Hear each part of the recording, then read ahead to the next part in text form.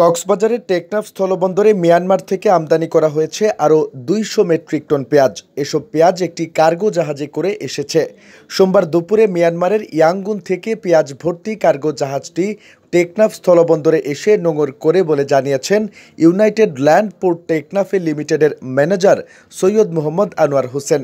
Messrs Faruk traders এসব পেঁয়াজ আমদানি করেছে। পেঁয়াজগুলো জাহাজ থেকে খালাস করার পর চট্টগ্রামের খাতুনগঞ্জ সহ দেশের বিভিন্ন স্থানে সরবরাহ করা হবে বলে জানিয়েছেন ব্যবসায়ীরা। স্থলবন্দরের কাস্টমস সূত্র জানায় ২০২৩ সালের নভেম্বর মাসের পর থেকে পেঁয়াজ আমদানি বন্ধ ছিল। এর আগে গত বৃহস্পতিবার মেসার্স ফারুক ট্রেডার্সের মাধ্যমে প্রথম চালানে ৩৭৭ মেট্রিক টন পেঁয়াজ এসেছিল।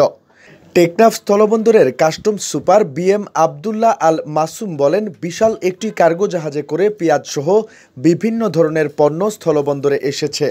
জাহাজটিতে ৩৩,০০০ ব্যাগ পেঁয়াজ, শুটকি মাছ, শুকনা সুপারি সহ বিভিন্ন পণ্য এসেছে।